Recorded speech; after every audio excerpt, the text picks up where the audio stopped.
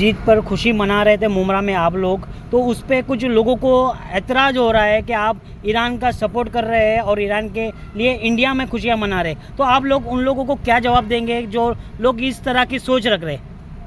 अस्सलाम वालेकुम। पहले तो मैं बताना चाहूँगा, जो हमारे grand Ayatollah Sayyid Ali Khamenei साहब हैं, वो बहुत बड़ी शख्सियत है और उनसे जंग करके जीतना बोले तो मैं बोलता हूँ मुमकिन ही नहीं, नामुमकिन है।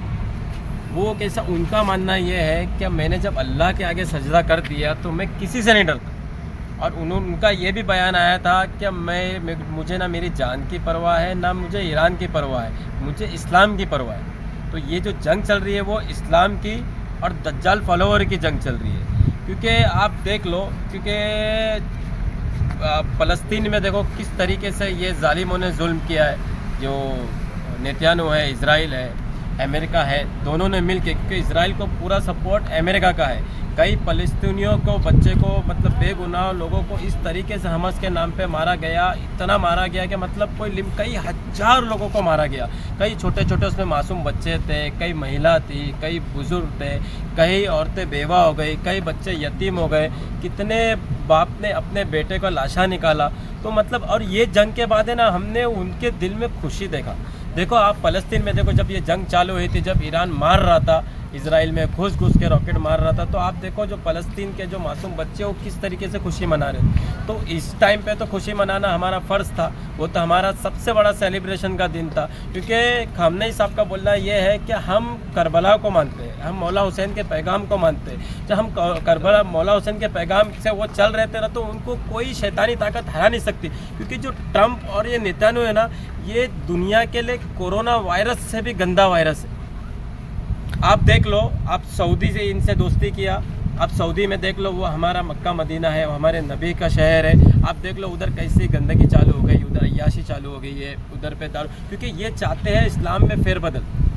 और ईरान जो ऐसी जगह है, ईरान जो देश है, वो कभी बातिल के आगे झुकेगा नहीं, क्योंकि वो मौला हुसैन को फॉलो करते हैं, करबला को फॉलो करते हैं। और करबला ये सिखाता है कि हम कभी जालिम के आगे ना झुकना है, ना इनसे डरना है, इनसे मतलब डट के इनसे मुकाबला करना है। और जीत तो अल्लाह ने बोला है कि आप लड़ो इनसे, जीत तुम्हारी पक्की है। तो अल्लाह की तरफ से हमको मदद आती है इसके लिए। तो मैं, और जो लोगों को, जो मैं आप जो बात की है कि कुछ लोगों को एतराज़ है, तो मैं पूछना चाहता हूँ क्या तरफ से एतराज़ है उनको। क्योंकि जब फ़लस्तीन, आप इंसान हो ना, एक इंसान, सब फ़िरका परत छोड़ दो, पूरा देश का सब चीज़ छोड़ दो, आप पहले एक इंसान हो के सोचो।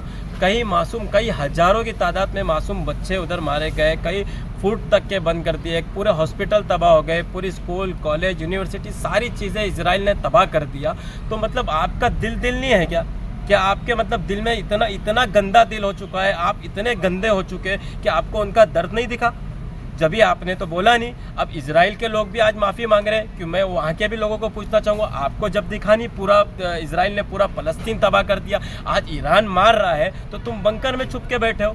देखो इस्लाम की ताकत ये होती है कि तुम जाके बंकर में छुपे, और ईरान में खुले, देखो वहाँ जुमा की नमाज के उसी खुले मैदान में नमाज पढ़ी गई, और वहाँ के लोग, वहाँ की गवर्नमेंट का, आयतुल्ला खामनेई साहब का साथ दिया, रोड पे छुपे नहीं। तो ये होती है इस्लाम की ताकत। हमारे इंडिया का दोनों से ताल्लुकात है, ईरान से भी और इजराइल से भी।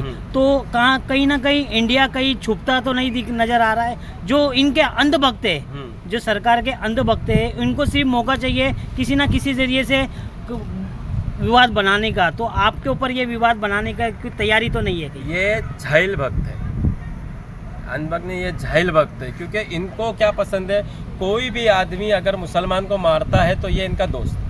अब आप इजराइल में देख लो, जो यहूदी है वो हिंदू धर्म को से एकदम नफ़रत करते हैं, और वो गाय काट के खाते हैं उधर पे।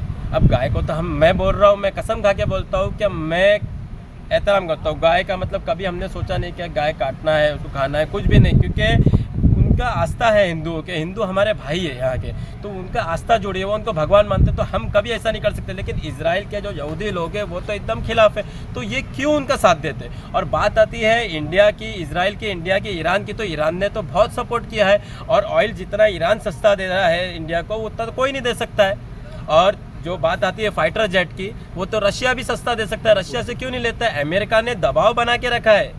ये दो जो है ना शैतान, ये लोग ने दबाव बना के रखे हैं इंडिया पे, इसके लिए इंडिया डर रहा है इनसे, ट्रम्प से।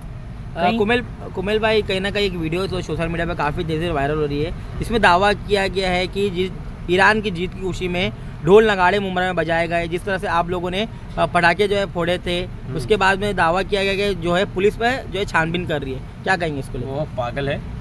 हमने मिठाई भी बांटे, हमने खुशियाँ भी मनाई, हमने पटाखे भी फोड़े, और जब ईरान जीतेगा, आगे ये जंग ख़त्म नहीं हुई, अभी मेन जंग बाकी है। ये इस्लाम की जंग चल रही है, बैतुल मुक़द्दस की जंग चल रही है, ये वापस होगी, ये ख़त्म नहीं होने वाली।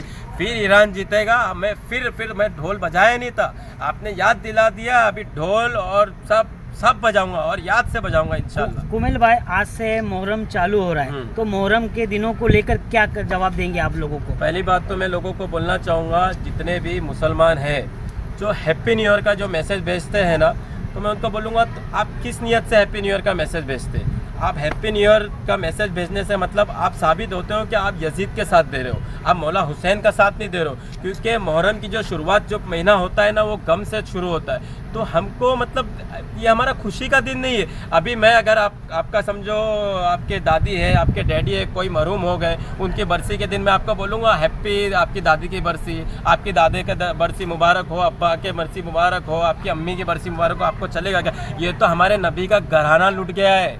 तो अब जब और करबला का वाक़या आप सुनो, और मैं बोलता हूँ ना, आप 100 बार करबला का वाक़या सुनोगे ना, तो आपको 100 बार आँख से आंसू आएगा, 100 बार आपका दिल दुखेगा कि करबला का वाक़या इस तरह का वाक़या, क्योंकि मौला हुसैन ने जितने नबी की जो मेहनत थी ना, स्टार्ट से लेके हमारे प्यारे नबी तक के, ये सारी जो मेहनत है ना नबियों के, ये करबला में आके रुकी थी। क्योंकि यजीद जो चाहता था ना,